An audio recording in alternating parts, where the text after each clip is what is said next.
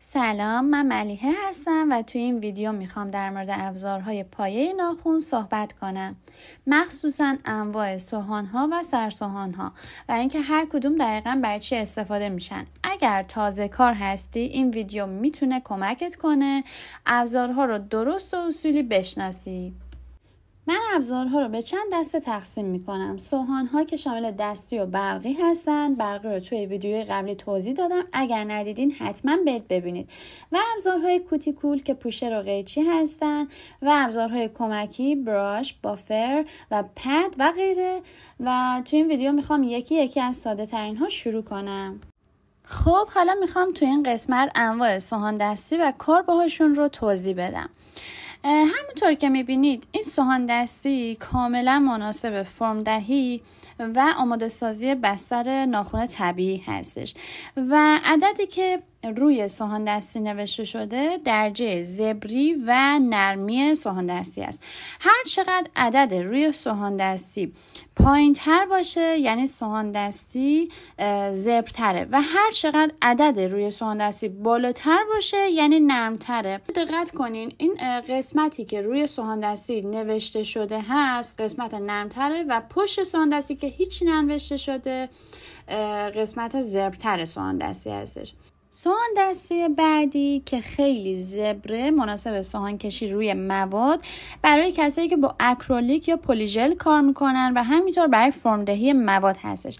به هیچ عنوان این سوهان دستی برای بستر ناخن مناسب نیست و دقت کنید عددی که روش نوشته شده یعنی هر دو طرف 100 هست و کاملا زبره.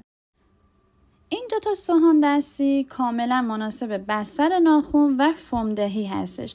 وقتی یه عدد روی سوهان دستی نوشته شده یعنی هر دو طرف نرمه. یه نکته مهم اینجا هست، اونم اینه که سوهان دستی حتما باید با این زاویه تو دست گرفته بشه و روی بستر ناخن کشیده بشه و به هیچ عنوان نباید حالت رفت و برگشت داشته باشه چون ممکنه ناخن داغ بشه و بستر ناخن آسیب ببینه. مورد بعدی مینی بافره. مینی بافر ورژن خیلی نرمتر سوهان دستیه که کاملا بی خطره و مناسب مات کردن سطح ناخن هستش و حتی کسایی که داخل خونه میخوان ناخنشون رو تمیز کنن و یا اینکه لاکشون با دوامتر باشه روی ناخنشون میتونن قبل از لاک زدن از این مینی بافر برای سطح ناخنشون استفاده کنن. ما برای شروع یک مانیکور اصولی احتیاج داریم که اول از پوشر استفاده کنیم. بهتره که پوشرتون چوبی باشه چون که یک بار مصرفه و بهداشتی تر هستش. حواستون باشه موقع استفاده از پوشر حتما از کناره پوشرتون استفاده کنین و به هیچ عنوان از نوک پوشرتون استفاده نکنین و کاملا کناره پوشرتون رو میخوابونین روی بستر ناخن و کوتیکول ها رو پوش میدین به عقب. به هیچ عنوان از تیزیش استفاده نکنین چون ممکنه که به ماتریکس آسیب برسونه و باعث خونریزی بشه. بعد از پوش دادن کوتیکول ها نوبت میرسه به سرسوهان مانیکور که به سرسوهان شمعی شناخته شده.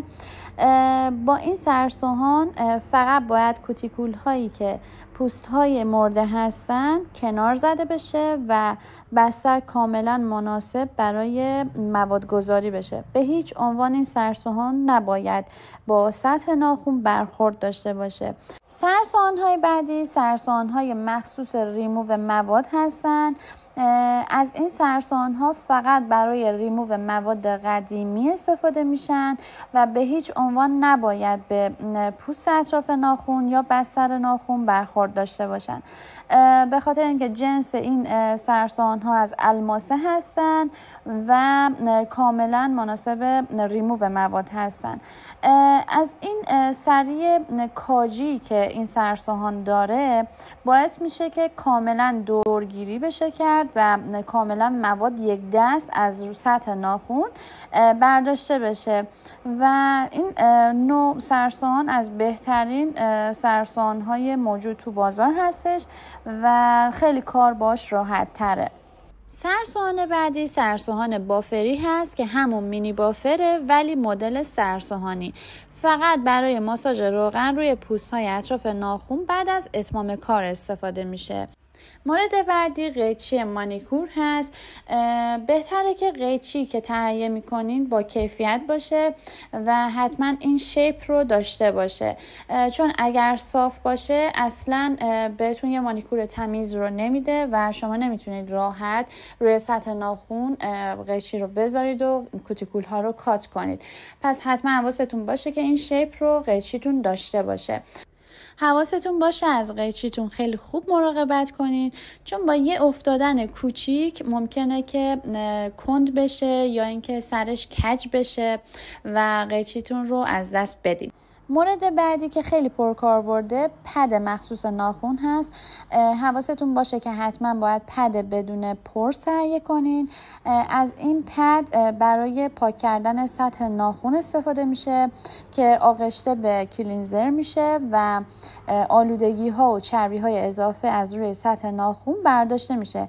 حتی شمایی که داخل خونه هستید میخواید ناخنتون رو درست کنید هم میتونید از این پد با الکل برای آماده سازی ناخنتون استفاده کنین.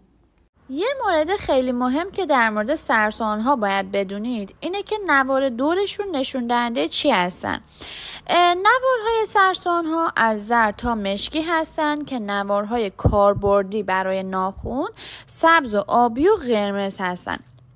نوار سبز و آبی یعنی زبرتره و شیار سرسوهان بیشتره و نوار قرمز یعنی نرمتره و برای سرسوهان‌های ریموو فقط از آبی و سبز استفاده میشه، چون باید قدرت ریموو مواد رو داشته باشه.